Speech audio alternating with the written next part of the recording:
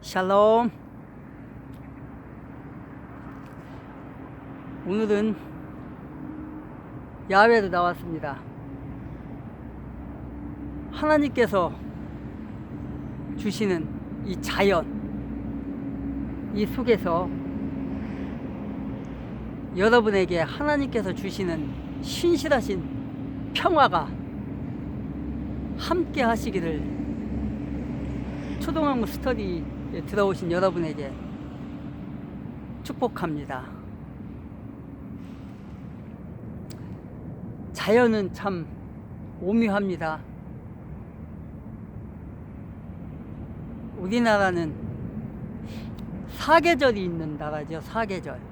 이제 언젠가부터 사계절이 이제 무상할 정도가 됐는데, 되기는 어쨌든 간에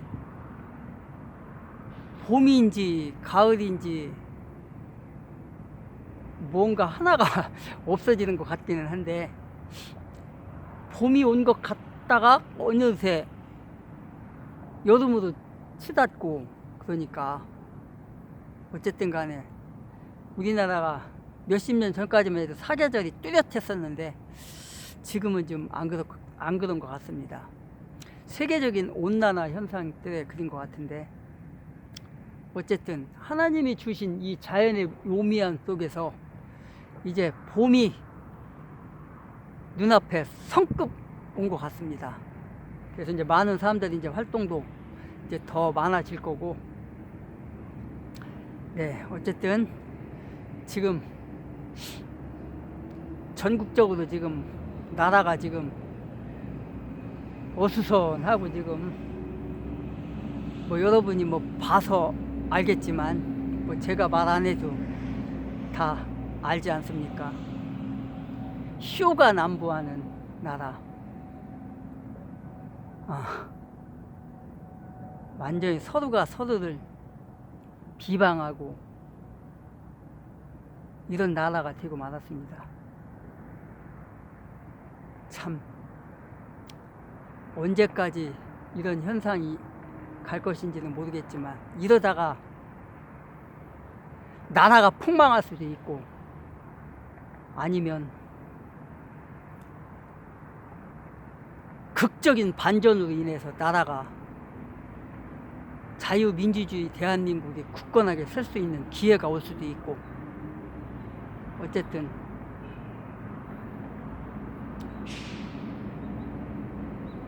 견뎌야지. 어떻게 하겠습니까? 견뎌야지. 살아남는 자의 세상이 되는 겁니다. 살아남는 자의. 어쨌든 간에 우리는 초등학문 스터디를 통해서 하나님의 말씀이 과연 우리에게 지금 이 시간에 어떻게 살려고 하는지, 그것을 성경을 통해서 세상을 바라봐야 할 것입니다. 성경을 통해서 과연 우리가 지금 스터디하고 있는 이 로마서, 아니 이 성경 전체에서 우리 인간들에게, 아니 우리 대한민국에게 주는 교훈은 무엇일까? 예수를 믿는 사람들 뿐만 아니라 아직 예수의 밖에 있는 사람들에게 주는 교훈은 무엇일까? 그리고 우리에게 어떻게 살라고 하는가? 그걸 성경을 통해서 볼 수 있습니다. 왜냐? 이 성경이라는 거는 하나님께서 세우신 이스라엘 나라, 이스라엘 나라에 이스라엘 나라를 이끌어 가셨던 신정 시대가 있었고, 또 이제 마지막 그 선지자라고 해야 되나? 사무엘. 사무엘을 통해서 이제 어떻게 됩니까? 신정 국가에 막을 내리고 이제 왕정 시대, 누구죠? 사무엘을 통해서 기름 부음을 받았던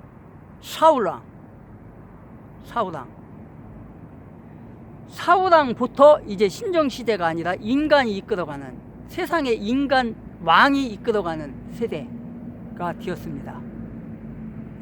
그때 하나님께서 뭐라고 했습니까? 이스라엘 백성들에게 그 왕이, 그 권력을 가진 자들이 너희들을 이제 탄압하게 될 것이다. 너희가 그들을 위해서 이제 희생을 해야 될 것이다 라고 분명히 말했습니다. 하나님께서 그들이 너희들의 재산을 착복할 것이며 너희들의 일거수일투족을 이제 억압할 것이라고 말했을 때 그 백성들이 뭐라 하겠습니까? 그래도 좋다, 왕을 세워달라. 그래서 이제 신정 국가에서 왕정 시대로 바뀌었고, 그 다음에 그 사울을 통해서 사울이 자기의, 하나님의 말씀대로 이루어졌죠. 자기의 욕심을 채우고자 했고, 그 모든 왕들이 다 그랬죠. 다 자기의 욕심을 채우기 위해서, 또 권력자들의 욕심을 채우기 위해서 억압을 했고, 그러다가 이제 솔로몬 왕 때 와서 이제 나라가 두 쪽으로 갈라지죠. 두 쪽으로. 사람의 욕심 때문에 그렇습니다. 그것도 사람의 욕심 때문에. 다윗 왕을 통해서 통일 국가가 됐던 이스라엘이 이제 그의, 그러니까 증손자라고 해야 되나? 솔로몬이 손자니까, 아니 솔로몬이 다윗 왕의 아들이고, 그 솔로몬의 아들, 손자죠, 손자를 통해서 이제 국가가 나눠집니다. 국가가 나눠지는. 그게 왜 그렇습니까? 인간의 욕심 때문에 그렇습니다. 욕심 때문에. 그게 하나님이 분명히 말씀하셨잖아요. 신정 시대를 지나고 나면 이렇게 될 것이다.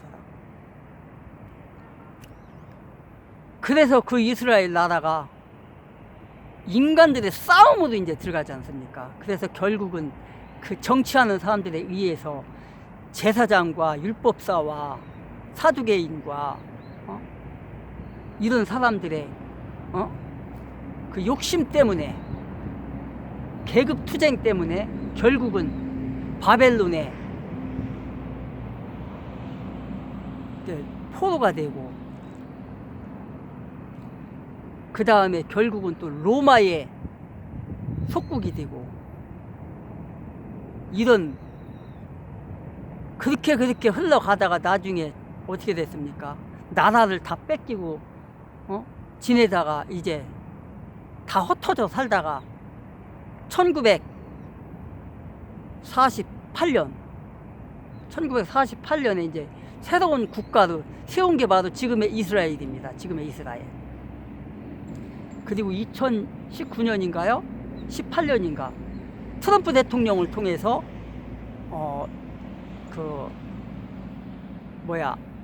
이스라엘 성전, 예루살렘 성전이 이제 이스라엘 나라의 것으로 선포해버리죠. 그렇게 됐습니다. 그러면서 미국의 대사관을 그리 옮겼죠.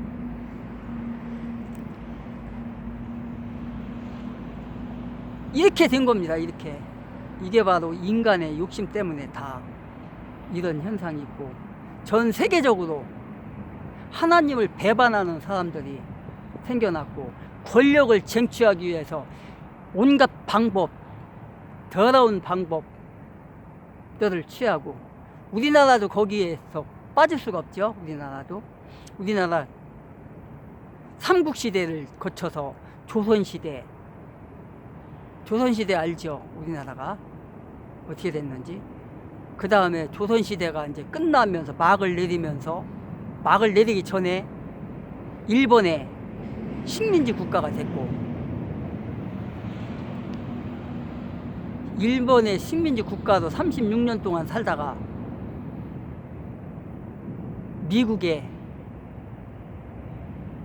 미국과 일본의 그 싸움을 통해서 히로시마에 폭탄 2개 떨어짐으로 인해서 천황이 항복을 하고 몇십 개의 그 나라들이 이제 해방을 맞이했습니다. 해방을. 우리나라도 그때 해방을 맞이하고, 그게 1945년이죠. 그렇게 하고 나서 이제 우리나라가 1948년에 자유민주주의 대한민국으로 이승만에 의해서, 이승만 당시에, 그때는 이제 대통령이 아니었죠.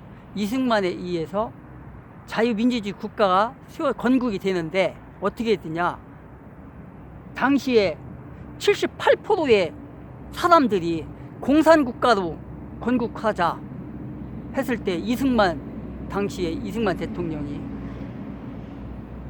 설득을 해가지고, 왜 당신들이 종의 길을 가려고 하느냐, 조선시대 때 당신들은 다 종으로 살았었다. 왕들의 종, 지배자들의 종으로 살았는데 또 그때도 또 돌아가려고 하느냐. 당신들은 자유인이 돼야 된다.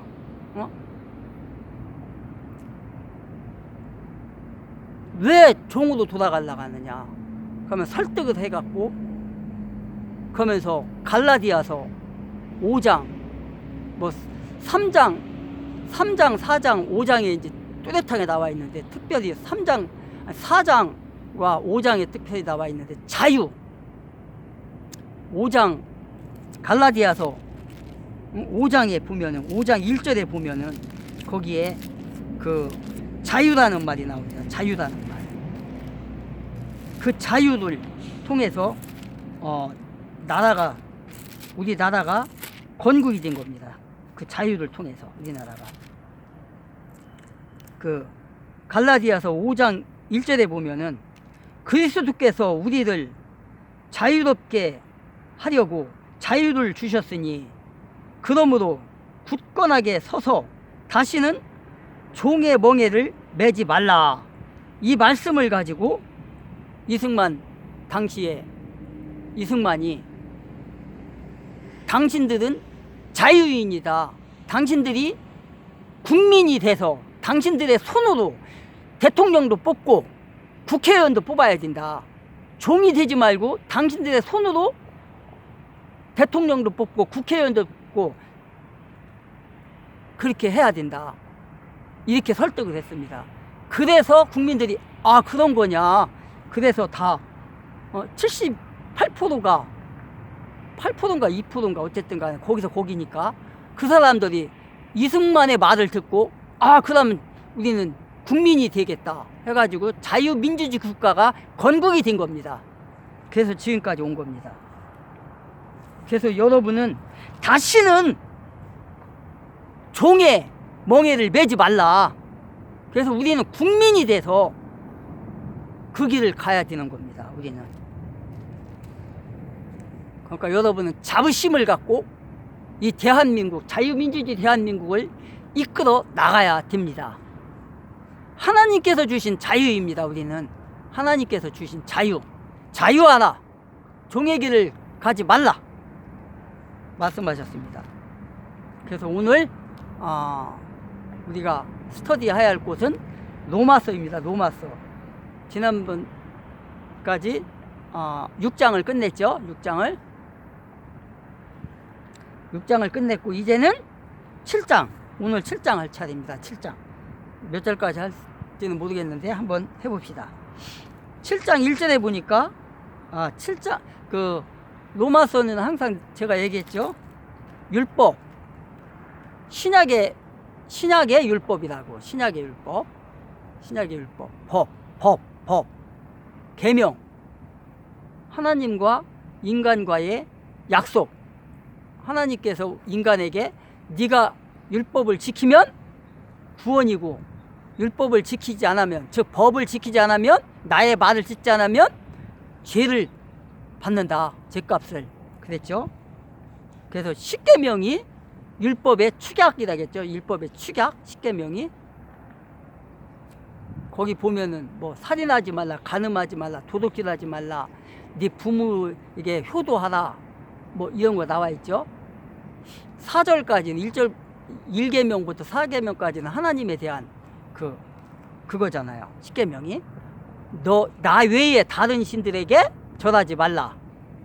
그게 제일 무서운 계명이죠. 나 외에 다른데 경배하지 말라. 다른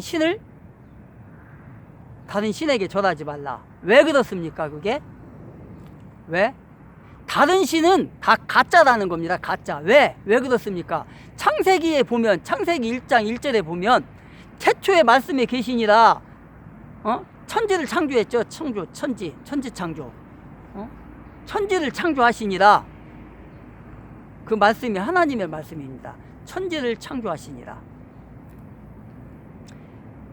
그러면은 그 하나님밖에 없는 겁니다. 그 하나님. 태초에 이 천지를 창조하신 분. 천지가 뭡니까? 천지가 지구를 비롯해서 모든 우주 만물, 별의 세계, 우주 세계, 모든 것을 하나님이 만들었습니다. 무에서 유를 창조하셨습니다. 그렇다면 모든 것이 하나님 밑에 있는 겁니다. 그러면 그 후로 태어나는 모든 것들, 뭐 사람이건 짐승이건 나무건 뭐 모든 자연은 다 누구 겁니까? 하나님이에요. 하나님. 근데 어디서 지가 신이라고 합니까? 어디서? 응? 주인이 누굽니까? 하나님이잖아요. 하나님. 하나님이 주인인지 어디 지가 주인이라고, 내가 신이라고. 응? 그래서 거짓 신에게 전하지 말라. 나 외에는 다른 신은 거짓이다. 그런 겁니다.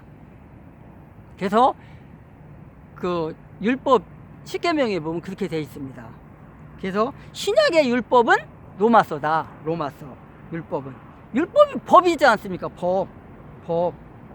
응? 그래서 이제 오늘 7장을 공부할 건데, 7장에 보면은 응?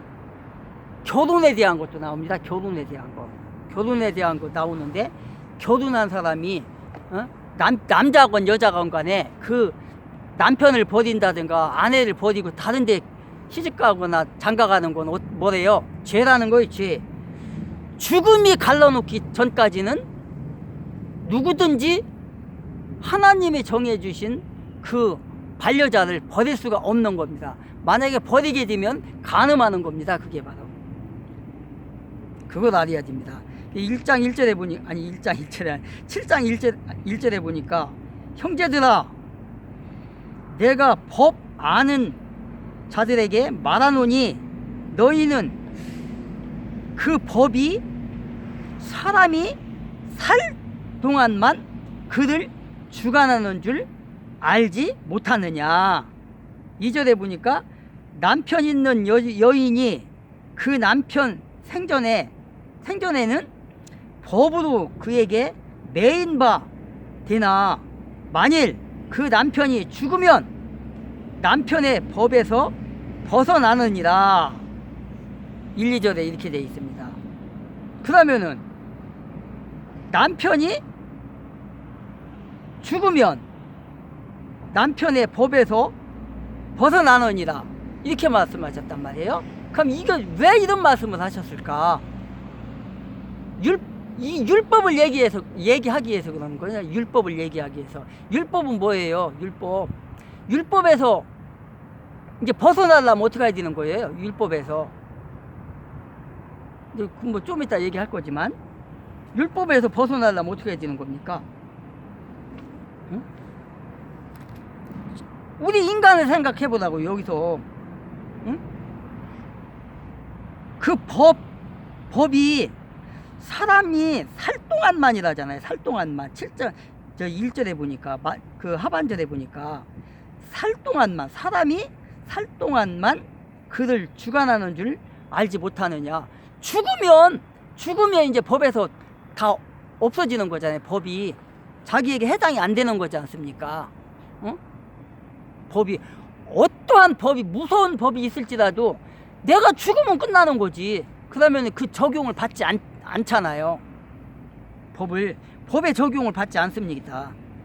그런 것처럼 한 남자의 아내가 되고 한 여자의 남편이 된 사람은 요즘에 유튜브 같은 데 보면 그 결혼에 대한 그런 그 사이트가 많더라고요.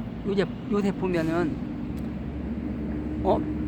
중매하는 뭐 그런 사이트도 있고 뭐 결혼 관계가 파탄나는 그런 예를 들어주는 그런 사이트도 많고, 요새는 뭐 그냥 나이 먹은, 그러니까 유튜브에 보면 남자보다는 그 여자들이 많이 하더라고요. 그런 그 유튜브를 그 결혼에 대한 거, 뭐 이런 성에 대한 거 하는 거. 요새는 뭐 보니까 이제 아가씨들도 이제 요새는 뭐 그냥 성에 대한 거 그냥 부끄럽지 않게 생각하고, 이제 요새는 뭐 남자보다도 더 당당하게 지금 얘기를 하는 사이트가 많이 생겼더라고요. 그런 데서 보면은 참, 세상이 참 많이 변했구나, 그런 걸 많이 느끼는데, 응? 옛날 같으면 어떻게 저런 얘기를 할 수 있을까, 그런 것이 참 많이 나오는데, 응? 뭐 남자를 만났을 때 여자를 만났을 때 그 뭐라고 할까, 그러니까 결혼하기 전에 그 관계 맺는 거, 그런 건 요새 아주 자연스럽더라고요. 자연스럽게. 아니 그것도 기술까지 사용, 뭐 서로가 뭐 만족을 위해서 어떤 기술을 사용하면 좋다, 이런 것들. 정말 그 유튜브 보면서도 부끄러워요. 부끄러워. 그런 말, 그것도 아가씨들이 그런 말을 하는데, 진짜 유튜브를 보면서 부끄러워요, 내 자신이. 그 정도로 이제 막 유튜브, 요즘은 여성들이 과감해졌어요. 남자보다도 더. 어쨌든 뭐 그 얘기 하려고 하는 게 아니고, 그 결혼 관계 속에서 잠자리라는 게 있어야 되는데 요새는 그렇지 않다라는 걸 지금 말하는 거예요. 그러니까 지금 여기서 말하는 것과 너무 다릅잖아요, 지금. 응? 여기서는 뭐라고 했어요? 응? 여기서는 그 법이 사람이 살 동안만 그를 주관한다고 했잖아요. 그리고 2절에서는 뭐라고 했어요? 혼인한 여자나 남자가 남편이 죽거나 아내가 죽기 전에는 다른 사람에게, 그러니까 그 율법에 매여 있다는 거잖아요. 죽기 전에 살아있을 동안에는 법 아래. 그러니까 뭐예요 이게?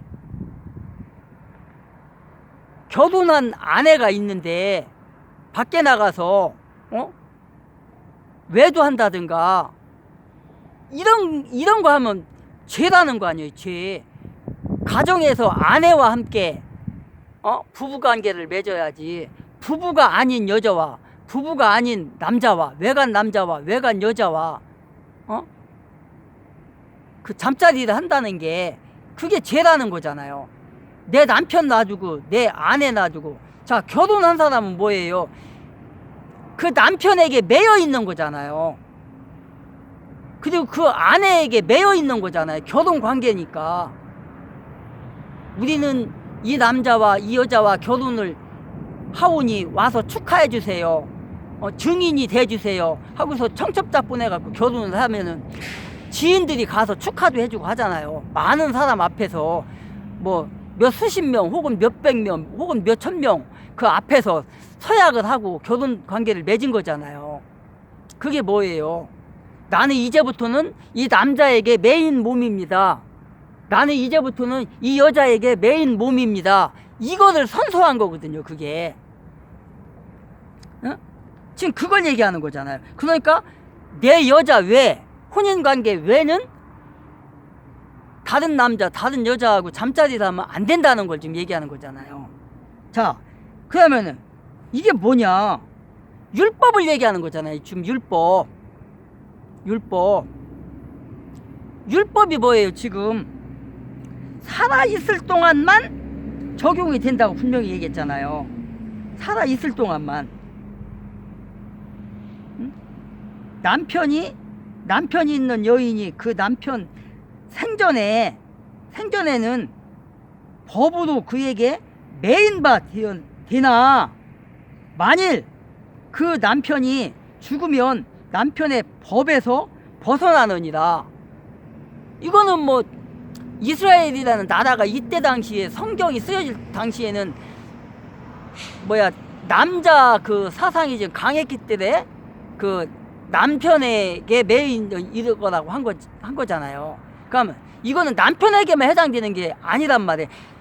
아내에게도 해당되는 거란 말이에요. 아내에게도, 남편과 아내, 이게 다 해당이 되는 거잖아요. 이게 그럼 뭐예요? 지금 남편이 있을 동안에는, 아내가 있을 동안에는 거기에 매여 있다는 말이 율법을 얘기하기 위해서 그렇다겠잖아요. 율법을. 뭐예요? 그 율법이 그럼 왜 율법을 얘기하는 거죠? 여기서 그 율법은 뭐냐면, 이 율법이 있을 동안, 율법이 누구를 얘기하는 거예요? 누구를? 율법이 인도하는 거는 누구예요? 율법이 어디를 인도하죠? 율법이? 자, 더 쉽게 그러면 구약은 뭐라 하겠어요? 구약은 전부 다, 구약은 오실 예수를 예언하고 있다겠잖아요. 구약 성경이라는 거는 앞으로 예수님이 오신다는 것을 말한 게 구약 성경이에요. 구약 성경 곳곳에 하나같이 다 앞으로 누가 오실 거다, 하나님의 아들 그분이 오실 거다라는 걸 말한 게 바로 구약이거든요. 그게 율법인 거예요, 말하자면. 이사야 선지자가 뭐라겠어요? 이사야 선지자뿐만 아니라 다윗도 그랬고, 다 그 시편 같은 데 보면은 뭐라겠어요? 다 예수를 얘기하는 거예요. 하나님의 아들 예수 그리스도를 얘기하는 거라고요. 그게 구약은 오실 예수를 얘기하는 거다, 예언하는 거다. 그 다음에 신학은 오신 예수를 얘기하는 거다. 오실 예수와 그 다음에 미래, 종말의 때를 얘기한다, 신약은. 그래서 구약은 이사야를 통해서, 이사야 53장 같은 데 보면은 뭐라고 돼 있어요? 예수님에 대해서 말하고 있잖아요. 예수님에 대해서, 양에 대해서, 도수장으로 끌려가는 양 같은 그런 현상, 아무 말 없이 끌려가는, 누구 때문에? 죄인 때문에 채찍질을 당하고 해도 말없이 끌려가는 양, 말없이 끌려가서 채찍질을 당하고 죽음을 맞이하는 그게 예수 그리스도를 얘기하는 거거든요. 그의 채찍질로 인하여서 내가 병을 나섰고, 그의 죽음으로 인해서 내가 살아났고, 그런 거잖아요. 그거란 말이에요. 이 율법이 바로, 율법은 예수에게로 인도하는 몽학 선생이다. 갈라디아서 2장 3장에 보면은 나와 있잖아요. 2장 24절인가? 거기 보면은 몽학 선생이 뭐예요? 율법이잖아요. 율법은 누구에게로 인도한다? 예수에게로 인도한다. 율법은 그러니까 뭐냐면, 예수님께로 인도하는 일까지가, 거기까지가 끝인 겁니다. 예수님이 오셔가지고 거기, 예수님이 이분이다, 이 예수를 믿어야 된다는 걸 말하는 게 율법인 거예요. 그러니까 몽학 선생으로서 지금 그걸 얘기하는 겁니다. 율법은 예수 그리스도 앞으로 인도하는 몽학 선생이다. 그래서 그 침례 요한 있잖아요. 침례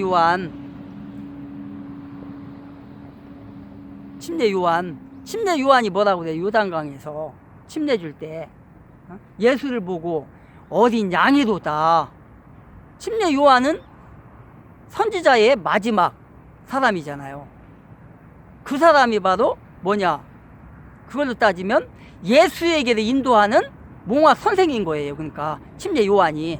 그러니까 예수님 오셔가지고 침례 요한을 통해서 침례를 받고 그렇게 하고 얼마 안 돼갖고 침례 요한은 거기까지가 예수에게 인도하는 거기까지가 침례 요한의 그 뭐라고 해야 되나 침례 요한의 사명인 거예요. 그러니까 이제 죽잖아요. 그 왕의 그 이에서 침례 요한은 그러니까 그거잖아요. 이 산이 막 울뚝불뚝하고 막 이렇게 돼 있는 데를 막 깎아가지고 펑퍼짐하게 펑펑하게 이렇게 아스팔트를 깔아서 그 오실 예수가 오는 데 있어서 걸림돌이 없게끔 만들어주는 그 역할을 한 거예요. 침례 요한은 거기까지가 침례 요한의 임무인 겁니다.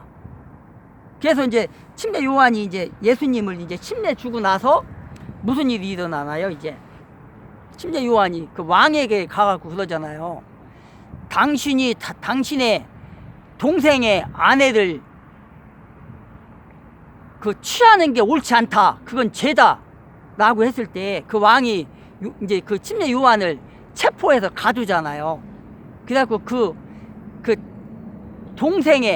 남동생의 아내를 자기가 취해갔는데 그 앞에서 생일날 앞에서 그 동생의 아내의 딸이 춤을 출 때 아름답게 막 춤을 출 때 그 왕이 물어봐요. 네가 나에게 와서 이렇게 즐겁게 하는구나. 내가 너에게 상을 내리겠다. 네가 원하는 걸 말해봐라. 네가 원한다면 나라의 절반까지라도 너에게 주겠다. 이렇게 했을 때 그 딸이 뭐라고 그래요? 그 왕이 뭐라고 그래요? 자기 그러니까 그 남동생의 아내의 딸이 말 좀 이상하네. 그러니까 이제 그 딸이 이제 밖에 나가갖고 자기 엄마한테 가갖고 엄마 저 왕이 나한테 자기한테 춤췄다고 나한테 상급을 내린다는데 내가 원하는 거 다 해줄 테니까 얘기하라겠는데 뭐를 달라고 할까요? 그러니까 요한의 머리를 쟁반에 그러니까 쟁반이니까 뭐예요? 그 접시에 담아 달라.